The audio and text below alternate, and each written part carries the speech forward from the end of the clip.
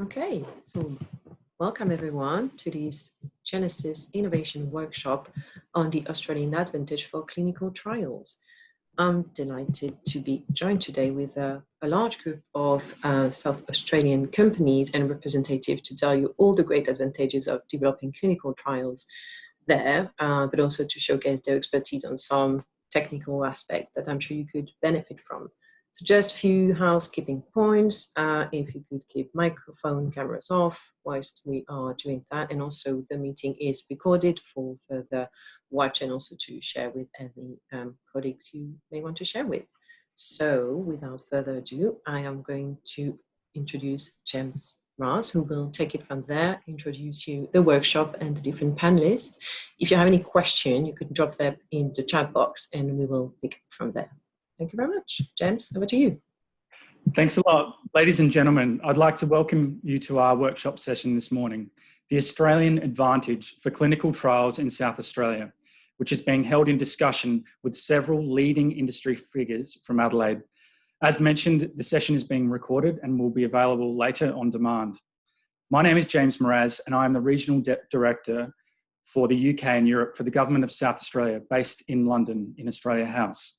It is great to see so many people across the life sciences, healthcare and technology field attending today.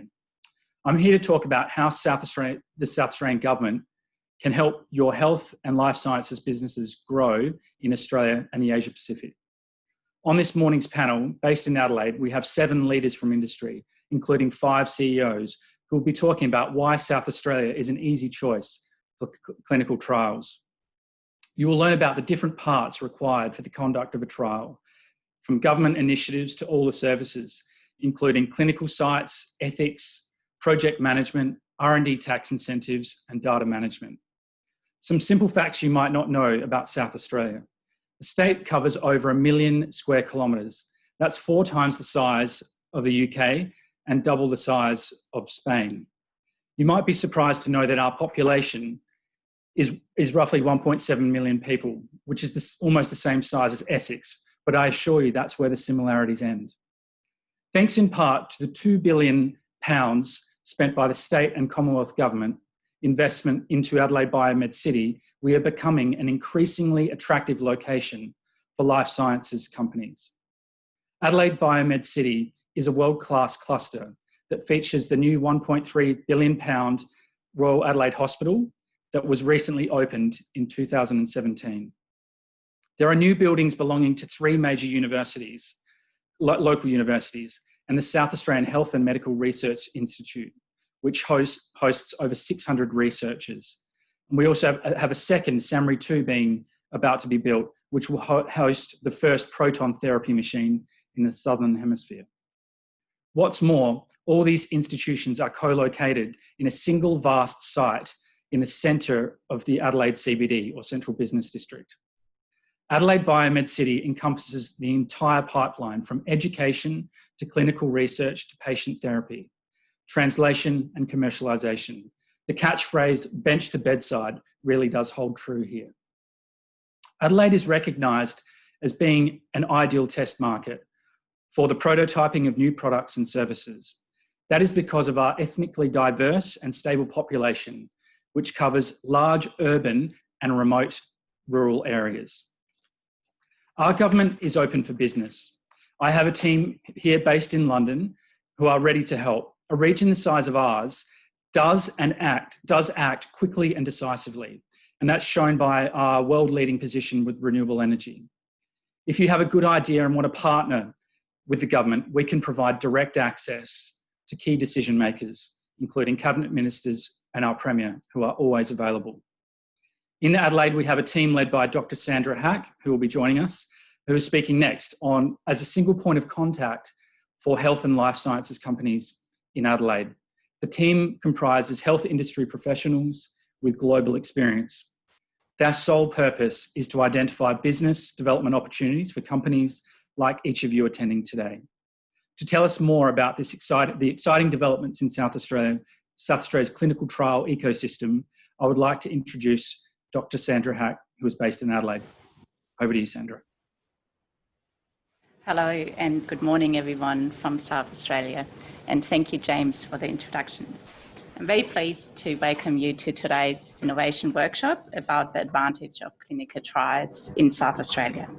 We have a very well-established clinical trial ecosystem in Australia with all parts of the clinical trial requirements available here in South Australia, as we will hear in the workshop from our panelists. Our clinical trial ecosystem in Australia, we have about 500,000 clinical trial participants every year, with more than 1,300 trials conducted in Australia every year. We have major hospitals, dedicated investigators, high quality medical research and medical facilities, an ethnically diverse patient population, and our entire range of specialised service providers. Regarding government support, we have a very strong government commitment, both on the federal as well as on the state level. For example, we've just had the Medical Research Future Fund with 125 million dedicated towards remote and regional trials in Australia. The Australian advantage has 3 pillars, with the first one, the very high quality we can offer here for the conduct of clinical trials. The data from the trials conducted in Australia is accepted by all the international regulatory agencies, such as the FDA, the EMEA, the TGA, and so on. Also, the clinical trials conducted in Australia do not require the US FDA investigation, a new drug or R&D application approval. The second pillar of the Australian advantage is our Streamlined approval system, that we hear more about in a minute. So this is the fastest in the world for early phase clinical trial. We also have an effective intellectual property protection and a robust regulatory framework. The third pillar of the Australian advantage is we are very cost effective. We've got a fast process, which means less cost. We have a cheaper labour force. We have a favourable exchange rate. And we have our R&D tax incentive that we hear about in more detail in a minute. And now I'd like to introduce all our panelists, starting with Yvonne Lungershausen from Advanced Clinical, our South Australian headquartered CRO. Up to you, Yvonne. Thank you. Hi, everyone. I am Yvonne Lungershausen, and I'm the CEO of Advanced Clinical. Advanced Clinical is a full-service contract research organisation headquartered here in Adelaide, South Australia. We have over 20 years of experience servicing clinical trials and are best known as specialists in the early phase clinical trial space. So predominantly, we basically conduct phase 1 and phase 2 studies for biotech companies globally. In saying that, we also have very strong phase 3 expertise for those clients that want to conduct a phase 3 study. We pride ourselves on being nimble, responsive, and adaptive for our biotech clients. Our Clinic Ready service supports our biotech clients in that we have a panel of experts with deep scientific knowledge and expertise. So they not only support our biotech clients at the point of concept and preclinical activity, but translate that through into their clinical trials. And this is then supported by the depth of experience and the end-to-end services that Advanced Clinical offers. Thank you. I'd like to introduce next Kylie Sproston from Biomed. Thank you, Sandra. My name's Kylie Sproston. I'm the CEO of an organisation called Bellberry. Bellberry is a private, independent, not-for-profit organisation, and we're the largest single reviewer of research in Australia. We provide services to 7,000 research users at more than 1,000 research institutes across the country. And approximately 1/3 of all of Australia's TGA registered clinical trials come through Bellberry Human Research Ethics Committees for review, approval and oversight, with an average turnaround from submission to final decision of 20 days. Bellberry Human Research Ethics Committees review all phases of research, from first in human and phase 1 through to phase 4, and across all areas of health and medical research. As a not-for-profit organisation, Bellberry reinvests its proceeds in initiatives that protect the welfare of human research participants and improves the quality, efficiency and effectiveness of research. Next, Mike Burfield from Bentley's R&D Tax Incentive. Thank you, Sandra. Good morning, everyone, and thanks for the opportunity to be here this morning. My name's Mike Burfield, and I'm the Chief Executive of Bentley's R&D Incentives, and we're an advisory business based in South Australia, but operating in all states of Australia that assist companies make use of one aspect of the competitive advantage of South Australia in doing clinical trials here, and that's the R&D incentive. And that's a program that enables eligible entities to potentially recoup through a cash rebate up to 43.5% of their eligible research and development or clinical expenditure in Australia. And I'm here to answer any questions. We deliver a specialised, low-cost, one-stop shop solution, and we partner with yourselves to engage with the CROs and deliver all those services to you to enable you to make use of that program. Thank you. Thank you, Mike. We've got Jane Kelly from Cmax Clinical Research. Good morning, everybody. My name is Jane Kelly and I'm the CEO of Cmax Clinical Research. Cmax is Australia's first dedicated early phase clinical trial facility, and we'll be celebrating our 27th birthday this Wednesday.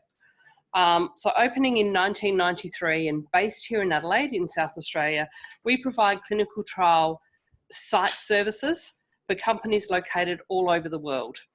We work with large and small companies, both pharmaceutical and biotech, and also companies that are developing new medical devices.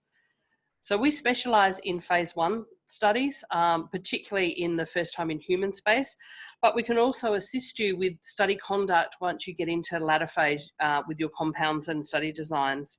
And that's either at our Cmax site or also at a new service offering where we're providing infrastructure, staff and process into doctors' rooms, into specialist rooms, and that's a service branded as Fusion Clinical Research. So we're hoping we can help companies large and small move from phase 1 into phase 2 and 3. So, but thank you for the opportunity this morning. Okay. And we've got Dr. Ganesh Kichinadasi from Southern Oncology Clinical Trial Unit. Thank you, Sandra, for the introduction. Good morning. My name is Ganesh Kichinadasi, one of the medical oncologists here in South Australia. I'm wearing multiple hats for tonight. I'm wearing the hat of a founder and the lead clinician at the Southern Oncology Clinical Research Unit. This is the only dedicated phase 1 oncology unit, especially focusing on first-in-human studies in South Australia and possibly in Australia. Having said so, South Australia per se has got both public and private sector hospital-based clinical trials unit for oncology. And we also have a phase 1 clinical trials consortium which supports conduct of clinical trials here. If you have any questions related to sites which conduct phase 1 trials and phase 2 and beyond in oncology particularly, I'm here to answer your questions. Thank you. And we've got Matthew Palmer from Seniors Head. G'day, Matt Palmer, Business Development, Syneos Health. Probably the best way to think of Syneos Health is a biopharmaceutical accelerator. So we have a full range of services from our translational medicine group in the preclinical space, all the way through from phase 1, phase 2, phase 3, registration, and even post-registration, we can do a lot of the commercial services around marketing and sales and even providing full sales teams. So it puts us as around number 3 CRO globally, but the number 1 clinical commercial organisation. We're the only end-to-end biopharmaceutical product development company in the world. Now, one of the things I like to sort of talk about is that probably 90% of novel products approved by the FDA in the last 5 years we've touched in some way, and probably 94 of those approved by EMA. So it means that we have a full understanding of products as they're moving through the development cycle and where they're going to get to, and we can shorten the development timelines to get to market. A key thing about Syneos is that we are completely therapeutically aligned. So we have our oncology business unit, our general medicine business unit, and a CNS business unit. We also have a medical device dedicated team and an early phase dedicated team. So we've been operating in Australia since '97. We're about 307 employees here with the full suite of services here in Australia. But I'm here to answer any questions that you have and look forward to the presentation later on.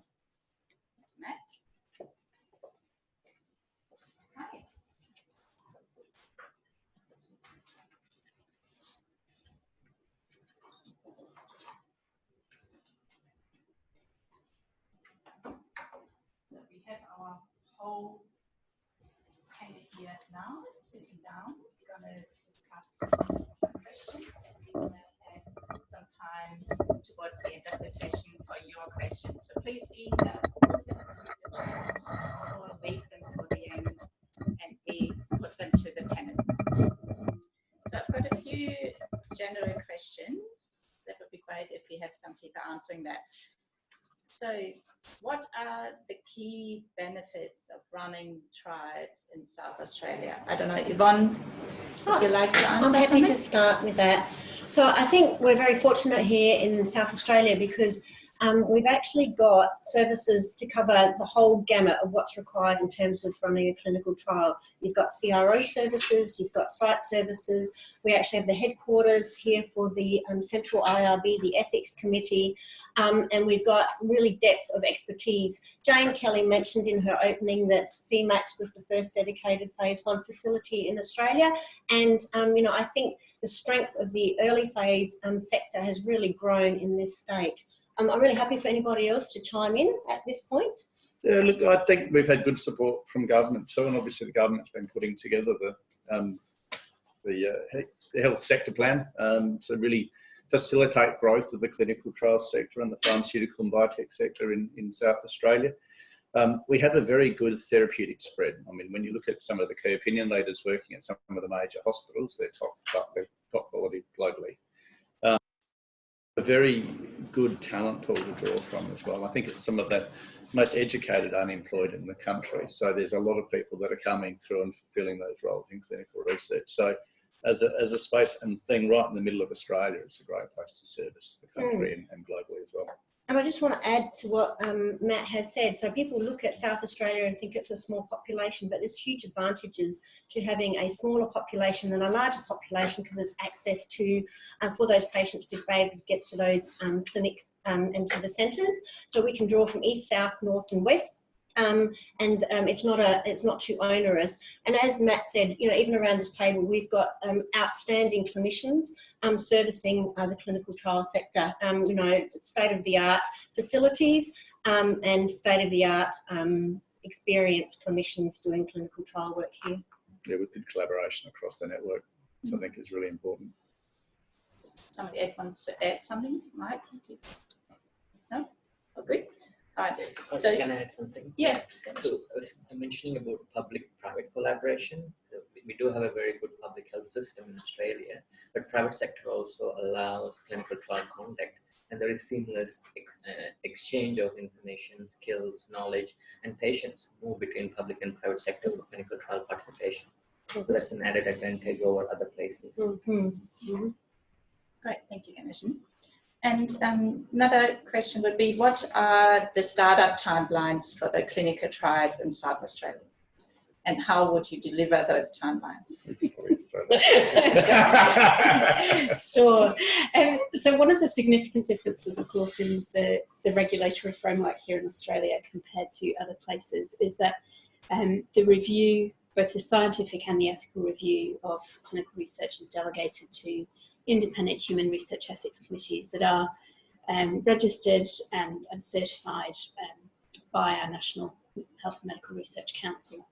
And now, of course, Bellberry is an independent research ethics committee organisation providing services across the country, but indeed there are also institutional committees sitting in many of the hospitals and universities around the country.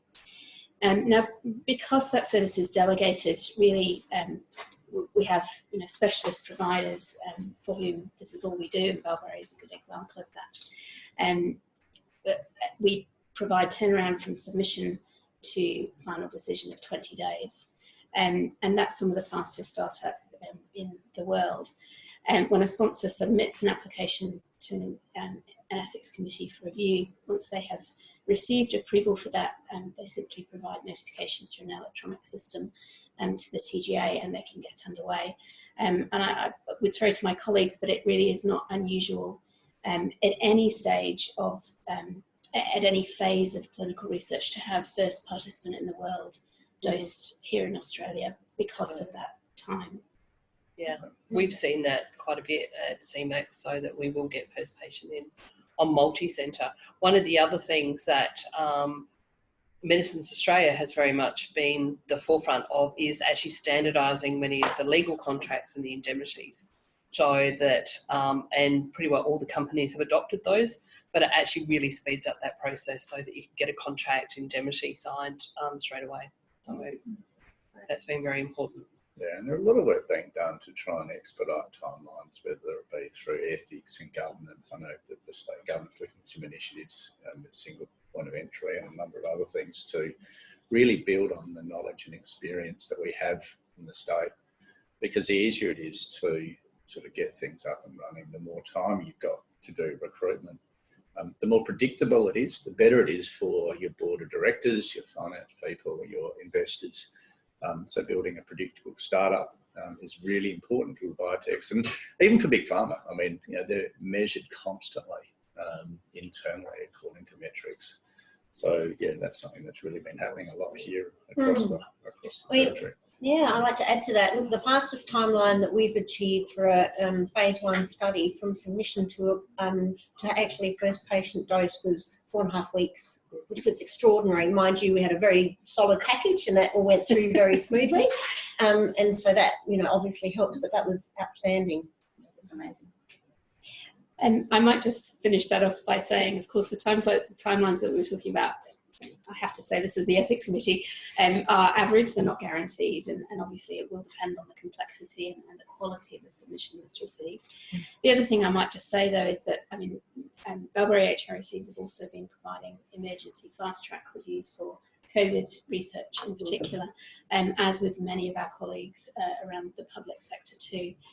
We've been reviewing emergency protocols within 48 hours of receipt, so that we can really, fortunately Australia doesn't have high levels of COVID in our community, so it's been really more applicable to the vaccine and some of the early phase therapeutic research, but that's been very pleasing to see too.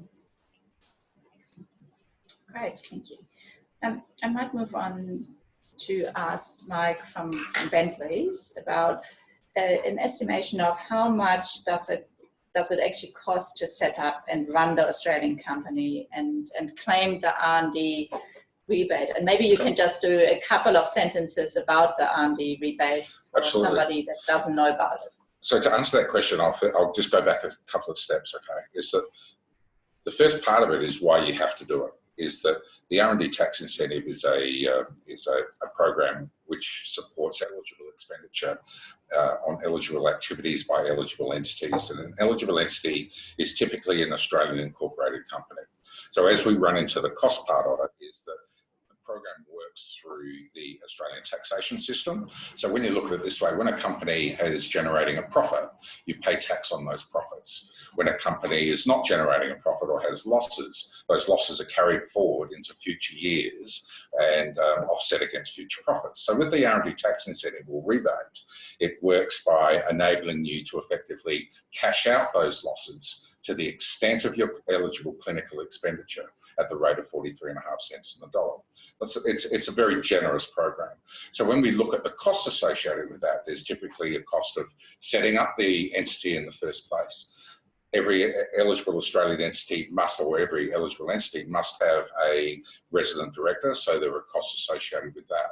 There are also then costs associated with registering annually your R&D activities in order to claim that incentive or claim that rebate. And because it's through the tax system, obviously you need to lodge a tax return, an income tax return. So when we look at the various costs, the costs typically, apart from a setup cost of around about $3,000 Australian, which will enable you to get an eligible entity, an operating bank account, and then the tax file number and the Australian business number and all those things you need, as well as a intercompany agreement. All of the other costs are actually linked solely to a rebate event. So whether it be resident director fees are charged annually, but only from our perspective, only when you've received that R&D rebate. Accountancy fees associated with that are paid only when you've received either business activity rebates or the tax return at the end, and the R&D fees associated with preparing that documentation is also billed and charged only when you've received that rebate. So I'm not trying to be evasive, but it's a pretty fixed model. So in reality, all of those services should cost you no more than 30,000 Australian dollars a year plus GST. About 30% of those costs themselves are eligible for the R&D rebate, but the cash flow implication of you should be nothing other than the original setup fee. Everything else is linked to an event, and there we do not charge any ongoing maintenance fees. So that's one of our differences. Sorry about the long answer. Great, thank you, Mike. I think that was very informative. Kylie, can I go back to the ethics a little bit? Can you explain the similarities and differences in the approach to getting research reviewed and approved for the startup of clinical trials in Australia? Sure, and I have already spoken a little bit about this. So in Australia, the responsibility for reviewing both the science and the ethical dimensions of a research proposal fall to the delegated entity, which is the Human Research Ethics Committee, under the regulatory framework that's approved and organised by our national regulator. The TGA, our equivalent of FDA or EMA, runs 2 market access schemes for unapproved drugs, the CTN and the CTA. We'll talk today really about the CTN, the Clinical Trial Notification Scheme, because the vast majority, well in excess of 90%, of trials go through the clinical trial notification process. So the review and approval of both the science and the ethics is done by the Independent Human Research Ethics Committee, as opposed to, for example, in the FDA, where the FDA would review the science and the IRB would review the ethical dimensions. Once the approval is in place, then the sponsor simply notifies the TGA of the clinical trial notification through the electronic platform. And that delegated approach, as we've spoken about, enables some of the fastest startup times in the world. Of course, then the Independent Ethics Committee continues to be the point of contact for many of the routine oversight and monitoring events throughout the life of the study and indeed closure at the end. Great, thank you, Kylie. And I'd like to go on to Matt. Could you explain a little bit a few initiatives to promote the clinical research and how these are supported here? Yeah, and so it can be quite broad or can be quite direct. I mean, when we look at it as far as internationally, I mean, we've obviously got a number of team members looking at promoting clinical research here in South Australia. Within institutions, there are a lot of investigators who potentially don't have access to clinical research. So there are certain groups that can link in with them to help them get access to clinical trials. And even people like Cmax and have got dedicated research team members who can link in and give PIs access to running clinical trials. I think COVID's been sort of good to us in some ways because it really has promoted clinical research, and the vaccines are here to save the world, and what it's done is give a lot more visibility to the clinical research space. So Syneos has been working very closely across multiple therapeutic areas to promote clinical research for access to medicines to patients, because a lot of those medicines that we're trialling are either prohibitively expensive or life-saving drugs that aren't on the market yet. So getting access to the latest and greatest is often through clinical research. But yeah, there's quite a lot. And even within the state government here, they're looking at how we can promote clinical research within this state, bringing together a lot of industry leaders within our state and collaborating to really provide a nice framework here so that we can support patients and biotechs and pharma companies to run their clinical trials here. No, great. I might move on and go ask Jane. Just talking about COVID, are you seeing an increase in interest in Australia as a clinical trial location? Absolutely. I mean, we've seen the demand and Australia being a preferred destination for clinical trials happening anyway, but with COVID, I think it's really hit a peak in 2020.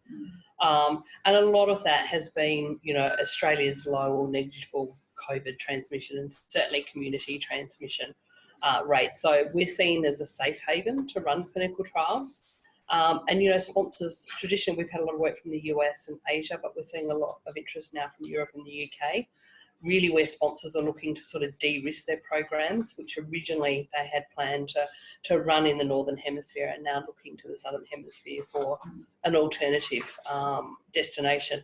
And, you know, with the second wave now starting to impact that we're seeing across the world and significantly in Europe, it's really important for particularly the small and medium biotech companies, the companies that really can't afford to put their programs on ice, waiting for the pandemic to end or settle down. They really need to keep going.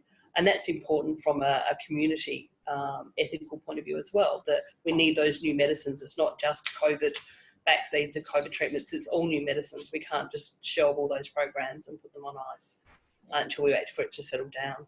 But that, along with what we've already spoken about, the short timelines, I must say the Bellberry ethics program, it's a fully electronic. You only need to submit your key documents. You're not rewriting a whole heap of documents. So it's a very simple, seamless, streamlined process. But also the quality of data that's come out of Australia over the years, that we know that the quality's there. It is acceptable by other regulatory jurisdictions, so it's quite portable as well. So that sort of coupled, so the quality, the speed to start up, the R&D tax incentive, and the low to no COVID-19 cases make Australia a very, very preferred destination. Yeah, great. Right, I'll come back to you in a minute, Yvonne. Wanted to ask Ganeshan if you can comment a little bit on the COVID impact on the trials from the oncology perspective. Yeah. I can comment on the site perspective. We all gave from IRB perspective and CROs and a larger phase 1 unit for healthy volunteer perspective as well. And what I could say is for 2 months or so, we did have a dull phase when there was significant restrictions in patients coming to the hospitals. But other than that, in the last 10 months or COVID period, we haven't had any reduction in patients being enrolled. Patients still seeking treatment. We're not stopping to treat people for their cancer, which is a very advantageous position to be in comparison to Europe and US, where cancer treatment has been delayed, cancer screening has been stopped a year. So we are almost back to normal in our function, and enrolling patients in clinical trial hasn't been a major challenge in the last 6 months. But the challenge has been from monitoring perspective. So everything changed to remote monitoring, especially interstate travel. I'm also hearing Avance and seniors have employed people locally. That means there's boost in employment, which is again good for South Australia. The other interesting observation is most clinical research has highlighted what COVID is doing, but we're also learning how drugs used in cancer can be repurposed for COVID treatment, which is an interesting perspective you could see, because we are experiencing using those drugs. Now, infectious disease doctors, especially around clinical trials as well as treatment of those patients, they're using those drugs, which has become an interesting perspective to observe. Stop there. Yeah. Yvonne, did you want to comment a bit on COVID as well, and maybe a little bit about the data and the e-clinical management? Yeah, so I think, I think globally COVID has been a crisis, but it doesn't matter what part of the world you look at. But I think in crisis there's often opportunity.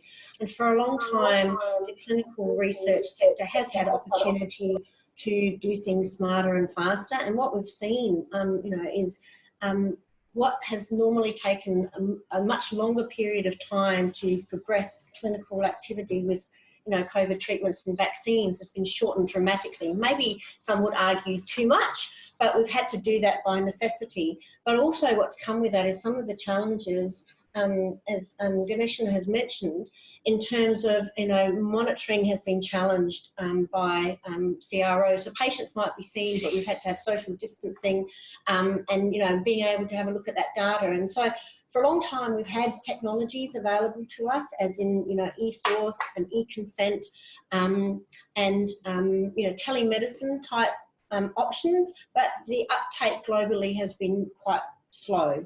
And I think what we've seen is an acceleration of the use of those technologies to facilitate clinical trial activity. And I think that's a positive. And I think that's here to stay. I agree, absolutely. So digitisation around the world, I think. But it's great to see, actually, we have everyone around the table here. So I feel very lucky after a very short lockdown a couple of weeks ago, where everybody was put back down into their home office. We are now all back into our office and we are able to meet in person. So it's great to have everyone here. Thank you. I might just move on again and go back to the other CRO, to Matt. So how do you collaborate with your global partners to de-risk operations in Australia? And how do you provide the delivery to timelines, quality and budget? Timelines, quality and budget are always very important things for project management and for any biotech company, any pharma company, because their value, their market cap often depends on it. When you look at small companies making announcements around, we're going to be at Ethics in June, we're going to be here and here and here, they're very much assessed by the people giving them money. Big pharma companies are the same. So those things become especially important. Now, Syneos is a very project management dominated organisation. We look at risk very carefully. We utilise something called the trusted process, which is an independently facilitated process throughout our organisation. But it means that we understand what companies want before they get started. We put all the planning in place first, and then we lock in milestones, metrics, and we monitor to plan. So what it means is that when we say we're going to finish a study, we finish a study. When we provide TFLs and clinical study reports, we deliver them on time within the budget we do. We don't sort of go in and sort of bid low, change order later. But so those are the sorts of things. Now, because we're a global organisation, we have people throughout the world who can interact with global pharma companies and global biotechs, then link in with the local group. As I said, we've got over 300 people based here in Australia. The methodology is consistent throughout our organisation. We have access to really good electronic systems across the board, whether it be metadata for the electronic case report forms, through things like e-source, e-consenting. We can run the complete virtual trials, and we've done a few of those already, especially in the real world late phase. So, what we can do is sort of look very carefully around the planning, look very carefully around the tracking, linking in with really robust internal electronic systems, whether it be ECOA or other sorts of things like that, just to make sure that we are tracking. And we feedback regularly. I think the key thing in doing those three things, timelines, quality and budget, are around communication, and they're around ongoing monitoring and review. Right, thank you, Matt. And I wanted to go on to Advance as well and ask, we've got a really lovely spread here, I think, of companies, and seeing on what you see on your advantages on using a more local CRO. I think, in my introduction, I guess Advance likes to consider itself a CRO for biotechs, because we're working with the early phase companies, as distinct from larger companies and big pharma, because those, in our experience, those biotechs are looking for a group that's nimble and adaptive and responsive. And in Advanced Clinical, you've got all of the services under one roof. So we're headquartered here in South Australia, and I think obviously all of the activity is undertaken in Australia, so all of it is eligible for R&D tax, and you don't have a data group in India or in other parts of the world that need to be accessed. And it facilitates what Matt was saying, the importance of communication. So it facilitates the ability for a project management team to talk to data management, to talk to medical writing. You know, if we're engaged upfront to support concept and preclinical activities and then move that through into the clinical operations of a study, you have access to those project managers who are going to be doing that clinical work. So having all of that under one umbrella reduces some of that project management burden, and it keeps it very local. The other thing that I think is an advantage in terms of a local group is those developed relationships in your back door. So, you know, that access and those relationships which have been developed with groups like Stock Crew out at Flinders with your group. So these people are in the same area, in the same location, and you're not talking with a group that is remote and doesn't have good connectivity. And so that connectivity, I think, is critically important, and particularly in our era now where we're wanting to move much faster. Thank you. I do think it's great that we have such a spread here, though, and really, I think I want to just welcome every one of the people listening to, if you're interested, reach out and see. You can speak to anyone here also after the workshop. So feel free to reach out to James or myself. Can I just add one thing? I think, you know, it's great to have a global CRO that has a good spread, and, you know, and obviously for a global platform, there's huge advantages in that. But I think, you know, we're in an era now where we see a lot of collaboration between CROs, doesn't matter what size they are. And I think at the end of the day, the important thing is the best solution for the client, and different clients require different solutions. So it's not one size fits all. It's about having the size that you're looking for. Yeah, thank you, Van. I think that's great. And I think I want to probably go a little bit again towards what the changes are. Jane, are you able to comment a little bit on some more changes you're seeing with the early phase? And I think Yvonne's just given me a great segue, because we are seeing changes. And I think with the increasing maturity of the clinical trial sector here in this state is those strong relationships that are already formed, but further collaboration and working together to make sure all the processes do remain streamlined is really important.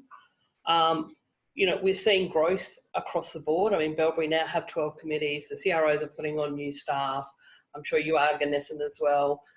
Just seeing an increased demand. So, you know, any clinical trials that are brought in, we're all seeing the benefit of that. Hence with that, you know, there has been talk that maybe Australia, where our capacity is getting limited as far as bed numbers. So we've recognised that at Cmax, and so by the end of January, we'll be adding more than 30% to our bed capacity and have 66 beds, overnight beds, by the end of January. With that, though, we're also talking to universities about things like graduate programs, because then the problem is having adequate resource and skilled resource here in the state. So working with, you know, pharmacology students, and also working with the nursing program to definitely build up and you know, home grow some of the clinical staff that we need. But also I think COVID has actually brought a few people back home. So maybe people that have been in the UK and working for pharma companies, or studying in the UK or the US, and they're coming back to Adelaide and bringing their skills back with them, which is really important. So, you know, as I said, seeing growth across the way. I think, you know, we are seeing that increased demand, but I think we're ready for it. We're open for business, so welcome any questions, any sort of, you know, any requests for further information would be greatly appreciated. Yeah, thank you. And I might mention, just because Matt has mentioned it earlier, I don't know if you can see it here. So we do have our health and medical sector plan, and I'm very happy to send that through as well if somebody's interested. So South Australia does have a focus on clinical trial, and the government is trying to support the companies and the industry and the hospitals we have here to even increase the collaboration and try to work on solutions together to support the sector, to grow the sector, and to support the clinical and the development from early phase straight through to later phases as well. I'm just looking through my question here. I do have another one for Mike, because I do know that there is often a question with, does the IP generated from the R&D need to reside in Australia? Okay, so you're right, that's a pretty contentious question, and one that is people are constantly confused about. So the R&D Tax 101 answer is no, is that any intellectual property generated through clinical trials does not need to reside with the Australian entity and can reside solely within the associated foreign parent.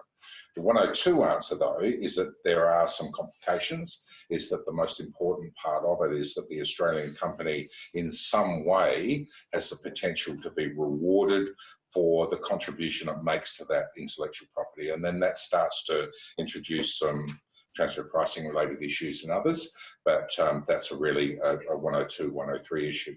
The short answer is, quite simply, is that the benefit either way is quite marginal. If the intellectual property resides here and the Australian company is undertaking R&D on its own behalf and for its own benefit, it does introduce opportunities, however, for that company to claim some R&D that's undertaken outside Australia under the Overseas Finding Program, such things as some preclinical work and others that could not be done in Australia. But the short answer, Sandra, which I'm rarely capable of giving a short answer, is that no, the IP does not need to reside in Australia. But it's also questionable whether the clinical trials actually generate IP. They more add value to the background IP or the data set. Absolutely, thank you. I thought we might go back to a more generic question of talking about the landscape for sites and therapeutic specialties in South Australia, and I leave it open if who wants to comment on that. I can go first. Yeah. Thank you, Ganesh. What you're seeing is increasingly, yes, getting complex drugs as well. I'm indicating here oncolytic virus as an example. CAR T-cell programs that's widely used in various malignancies at this stage. But one of the biggest advantage of coming to Australia early on when the drug is being developed is when you go to the TGA and PBS approval, you have experienced clinicians who are ready to prescribe. I've had experience with drug developments, and when they're coming in for final approval and no trial has been done in Australia, the take-up rates are very slow. If you want the drug to be prescribed earlier, as soon as it's approved by the PBS, come in early for early phase trials here.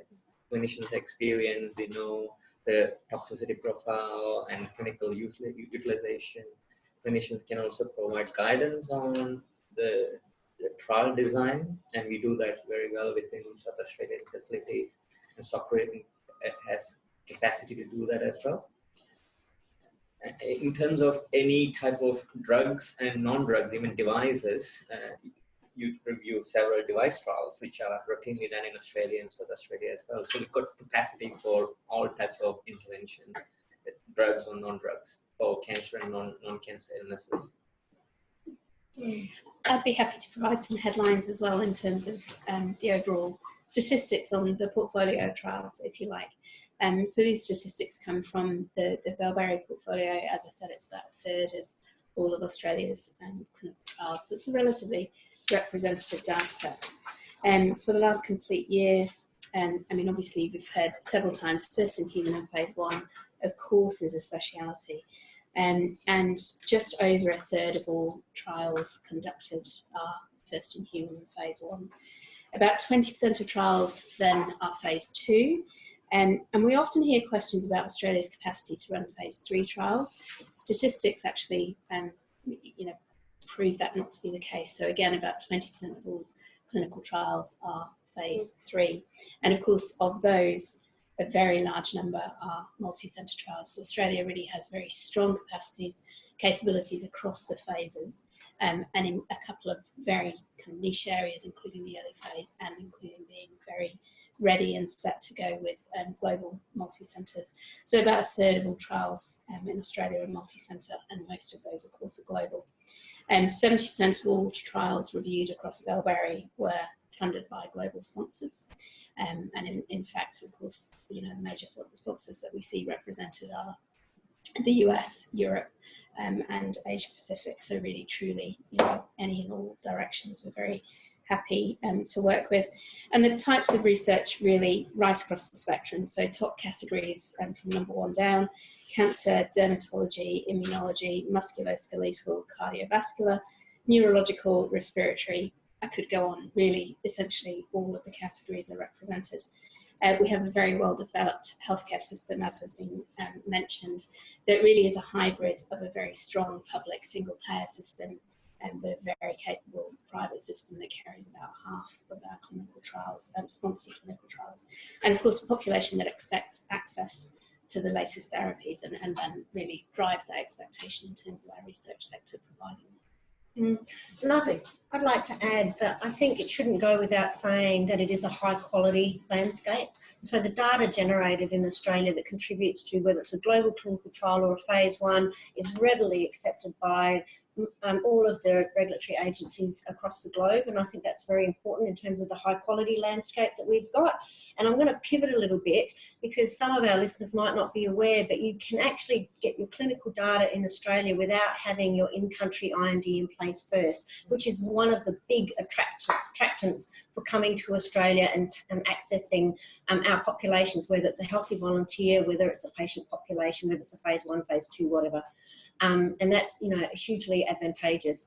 And that process is very, in terms of the process of getting an ethics approval, is very streamlined and efficient. So you don't need all of, you know, the volume of dossiers, preclinical data, your IMPD. It's all distilled into an investigator brochure, which is a very good summary of all of that information. So there are some significant advantages that Australia offers in terms of a landscape for doing trials and accessing our sites. Yeah, look, I mean, I was Kylie's list. I actually started to write down the list, and they actually lined up pretty much exactly what I was looking at. Something I had here, but you know, it is really good. I mean, we've got, you know, Cmax with the phase 1. You know, very good at doing phase 1. Then we've got some major teaching hospitals based in Australia, and we've got some really good private facilities as well. So that blend of all of those facilities put together can give us that full service offering across all the phases, and that's something that's really nice. And the other thing that's really good is to see that cross collaboration between the groups. So you'll have the public, you know, linking in with the private sites, and then sort of even linking in with Cmax for some of the therapeutic trials that we're doing. So, you know, the thing with about Adelaide being nice and small, it's about 10 minutes to get anywhere in South Australia. It really means that there is cross-pollination across the groups. There is cross-sharing of knowledge and expertise. And it does mean that helps us to sort of de-risk a lot of the programs that we run in here, but really give people access to really good treatments as well. And that's what it is about at the end of the day, is getting new products to market in the most effective way possible, giving new patients access to drugs. And I think we've got a really good system network here in South Australia to help that. And just quickly, one point to add too is looking at whether you're looking at a vaccine or looking at an indication that has a seasonal difference. So we can work with companies where they control Northern Hemisphere in one season and then bring it to the Southern Hemisphere. So if it's a winter type disease, you get the best of both worlds if you work Northern and Southern Hemisphere, which is really important. And I'm just going to touch on one other thing in terms of South Australia and its technology. We have got the most expensive but the most state-of-the-art hospital built in the Southern Hemisphere, which is the Royal Adelaide Hospital, which is brand spanking new. But we've also got some of the state-of-the-art technology in the Southern Hemisphere as well, with our proton therapy, you know, and access for patients to some therapies that you just don't find in other parts of the world. And it's worth noting that as well. I do just want to open up for questions and see if we have any questions from the audience. Otherwise, we keep on going. So, are there any questions? Hi, Sandra. James from London. Hi, James. Hi.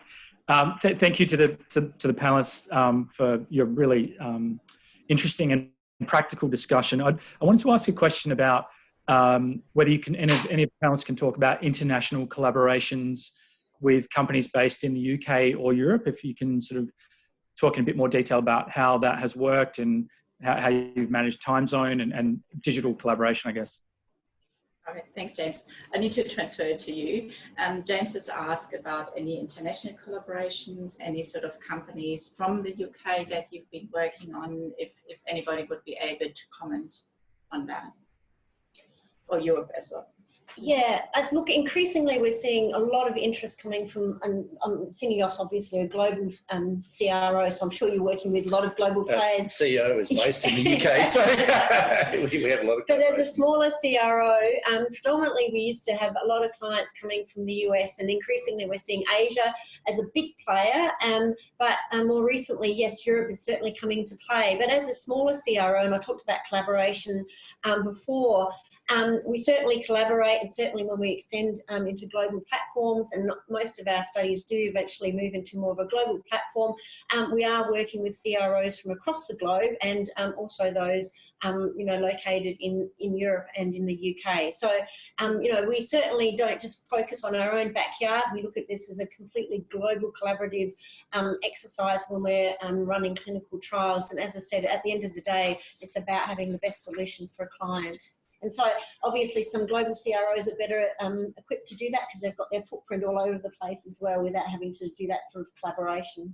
Yeah, but we've got a good patient group here that lines up nicely with Europe and with the US as well. I mean, when we look at the Caucasian population down here, and we've got Asian populations as well, we've got a nice diverse population. That means that we've got really good access to the patients that work really well. And we do cross-collaborate with the UK. In fact, I was on a call on Friday night about a study out of a European group that we're running in Australia later on, sort of mid to next year. So, we are doing that quite a lot. We have the systems in place, and yeah, we have local people. If it's easier to talk locally, we can facilitate that, where if it's easier to talk to Australians. And obviously when you're looking at executing, we have those local teams here, but, we can work around the clock to bring in the systems. And I think you are already used to work with international. Well, it's about tailoring the studies. Tailoring the studies to the needs of the customer is really what we do. And COVID has facilitated those collaborations because, our healthcare system is not overwhelmed with COVID patients. In fact, we haven't got any. So it certainly is a completely different scenario, this year than it is in Europe or in the UK. And so, as Jane mentioned, it's not just COVID trials that need to keep on going. It's all therapeutic trials that need to keep going, and so we're seeing a lot of interest coming to Australia now for that reason, because we can actually access those patients without overburdening the healthcare system, because it's not overburdened here. I might just just to underline that when I look at the statistics of the funding for sponsored trials, and so UK organisations represent the 5th largest sponsor funding location for clinical trials in Australia. That's very impressive. I didn't know that. Need to work to increase that a bit. Well, and I should say actually that's for the last complete year, so that is 2019. We're in obviously the final weeks before we publish the new annual statistics, and we do expect that will increase in the next round. I don't know. Watch this space for the latest stats. Can I comment on it? Yes, completely. I would say completely different, but moving away from commercially sponsored studies.